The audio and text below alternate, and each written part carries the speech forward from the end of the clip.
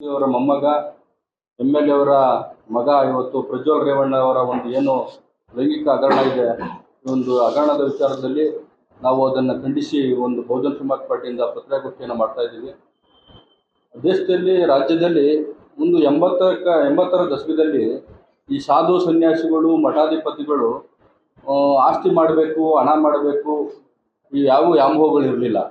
ಮತ್ತು ಇವತ್ತು ಮಠಾಧಿಪತಿಗಳಲ್ಲಿಗೆ ಜಾಸ್ತಿ ಹಣ ಮಾಡುವಂಥದ್ದು ಮತ್ತು ಆಸ್ತಿ ಮಾಡುವಂಥದ್ದು, ಅದರಲ್ಲೂ ಹೆಣ್ಮಕ್ಳುಗಳನ್ನು ಕಾಮಕ್ರೀಡೆಗೆ ಬಳಕೆ ಮಾಡ್ಕೋದು ಭಾಳ ಹೆಚ್ಚಾಗಿದೆ. ಅದೇ 80ರ ದಶಕದಲ್ಲಿದ್ದಂಥ MLAಗಳು MP ಗಳು ಒಂದು ರಾಜ್ಯದಲ್ಲಿ ದೇಶದಲ್ಲಿ ಏನು ಸಮಸ್ಯೆಗಳಿದೆ ಅದನ್ನು ಸ್ಪಂದಿಸಿ ಕೆಲಸ ಮಾಡ್ತಿದ್ದಂಥವರಾಗಿದ್ದರು. ಯಾರಲ್ಲೂ ಹಣ ಮಾಡಬೇಕು, ಆಸ್ತಿ ಮಾಡಬೇಕು, ನಾವು ಶ್ರೀಮಂತರಾಗಬೇಕು ಅನ್ನೋ ಒಂದು ಕಾಳಜಿ ಇರಲಿಲ್ಲ. ಜನಸಾಮಾನ್ಯರಿಗೆ ಮತ್ತು ಜನಸಾಮಾನ್ಯರಿಗೆ ಪ್ರಜೆಗಳಿಗೆ ಅವರ ಕಷ್ಟ ಸುಖಗಳಿಗೆ ಸ್ಪಂದಿಸಿ ಅಭಿವೃದ್ಧಿ ಮತ್ತು ಬೆಳವಣಿಗೆಗೆ ಪೂರಕವಾದಂಥ ಕೆಲಸ ಕಾರ್ಯಗಳನ್ನು ಮಾಡಬೇಕು ಅಂತ MLA MP ಗಳಿಗೆ 80ರ ದಶಕದಲ್ಲಿತ್ತು. ಆದರೆ ಇತ್ತೀಚೆಗೆ ಗೆಲ್ತಾ ಇರುವಂಥ MLAಗಳಿರು MP ಗಳಿರ್ಬೋದು, ಇವ್ರು ಯಾರೂ ಮತ್ತು ಜನಪರವಾದಂಥ ಸಾಮಾನ್ಯ ಜನರ ಪರವಾಗಿ ಕೆಲಸ ಮಾಡುವಂಥವರೆಲ್ಲ ಇವರು ಹಣ ಮಾಡಬೇಕು, ಆಸ್ತಿ ಮಾಡಬೇಕು, ಮೊಮ್ಮಕ್ಕಳುಗಳಿಗೋಸ್ಕರ ಕೋಟ್ಯಾಂತರ ರೂಪಾಯಿ ಒಡೆಯರಾಗಬೇಕು ಅನ್ನೋ ಒಂದು ವ್ಯಾಮೋಹವನ್ನು ಹೊಂದಿದ್ದಾರೆ. ತಾವೆಲ್ಲ ಒಂದು ದೃಶ್ಯ ಮಾಧ್ಯಮದಲ್ಲಿ ಇವತ್ತು ಅಸೆಂಬ್ಲಿ ಒಳಗಡೆ ಅಧಿವೇಶನ ನಡೆಯುವಂಥ ಸಂದರ್ಭದಲ್ಲಿ ತುಂಬ ಇಂಪಾರ್ಟೆಂಟು ಚರ್ಚೆ ನಡೆಯುವಂಥ ಅನೇಕ ಅಮೆಂಡ್ಮೆಂಟ್ಗಳು ಪಾಸ್ ಮಾಡುವಂಥ ಸಂದರ್ಭದಲ್ಲಿ ಮೀಡಿಯಾದವರು ಮತ್ತು ಪತ್ರಿಕೆಯವರು ಅದನ್ನು ಬೆಳಕು ತಂದು ಅವ್ರನ್ನ ಎಚ್ಚರಿಸಿದ್ರು.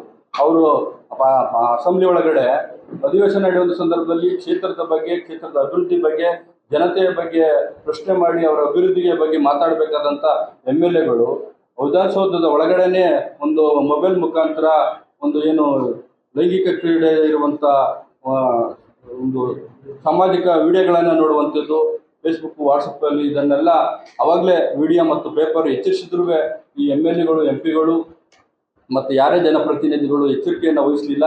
ಆದರೂ ಇವತ್ತು ನಿರಂತರವಾಗಿ ನಡೀತಾ ಇದೆ. ಇವತ್ತು ಪ್ರಜ್ವಲ್ ರೇವಣ್ಣ ಏನೋ 1-2 ಘಟನೆಗಳನ್ನಕ್ಕಿಂತ ನೂರಾರು ಘಟನೆಗಳು ಇವತ್ತಾಗಿದೆ. ಎಷ್ಟೋ ಜನ ಇವತ್ತು ಮಾನ ಮರ್ಯಾದೆಗೆ ಅಂಜಿ ಪತ್ರಿಕೆಗಳಲ್ಲಿ ಮತ್ತು ಪೊಲೀಸ್ ಠಾಣೆಗಳಲ್ಲಿ ಕಂಪ್ಲೇಂಟ್ ಕೊಡೋಕ್ಕೆ ಹಿಂಜರಿತಾ ಇದ್ದಾರೆ. ಅವರಿಗೆ ಪೊಲೀಸ್ ಕಂಪ್ಲೇಂಟ್ ಕೊಡಲಿಕ್ಕೆ ಎಲ್ಲ ರೀತಿಯ ರಕ್ಷಣೆಗಳನ್ನು ಕಾನೂನು ವ್ಯವಸ್ಥೆ ಮಾಡಬೇಕಾಗ್ತದೆ ಅಂತ ಈ ಸಂದರ್ಭದಲ್ಲಿ ಹೇಳ್ತಾ ಇದ್ದೀನಿ.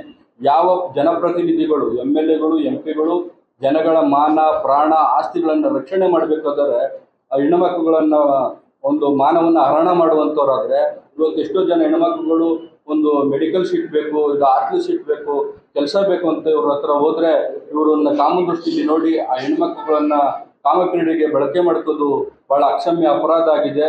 ಯಾವ ಏನು ಹೇಳ್ತಾರೆ ಬೇಲಿನೇ ಎತ್ತಿ ಹೊಲ ಮೇಲಂಗೆ ಒಂದು ಕತೆ ಆಗ್ತಾ ಇದೆ.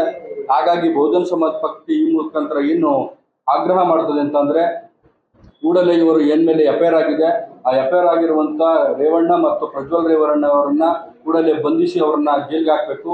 ಇವರನ್ನು ಉನ್ನತವಾದ ತನಿಖೆ ನೀಡಬೇಕು ಅಂತಂದರೆ, ನ್ಯಾಯ ಸತ್ಯಾಂಶ ಹೊರಗಡೆ ಬರಬೇಕು ಅಂತಂದರೆ CBI ತನಿಖೆಗೆ ಕೊಡಬೇಕಂತ ನಾವು ಈ ಮುಖಾಂತರ ಆಗ್ರಹ ಮಾಡ್ತಾ ಇದ್ದೀವಿ.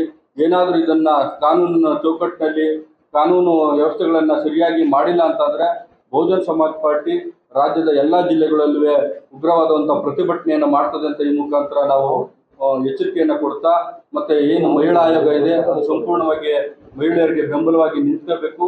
ಇನ್ನು ಯಾರ್ಯಾರು ಅದು ಅನ್ಯಾಯಕ್ಕೆ, ದೌರ್ಜನ್ಯಕ್ಕೆ, ಲೈಂಗಿಕ ದೌರ್ಜನ್ಯಕ್ಕೆ ಒಳಗಾಗಿದ್ದಾರೆ ಅವರೆಲ್ಲ ರಕ್ಷಣೆ ಕೊಡುವಂಥ ಕೆಲಸವನ್ನು ಸರ್ಕಾರ ಮತ್ತು ಮಹಿಳಾ ಆಯೋಗ ಮಾಡಬೇಕಂತ ಈ ಸಂದರ್ಭದಲ್ಲಿ ಆಗ್ರಹ ಮಾಡ್ತಾ ಇದ್ದೀವಿ. ನಮಸ್ಕಾರ.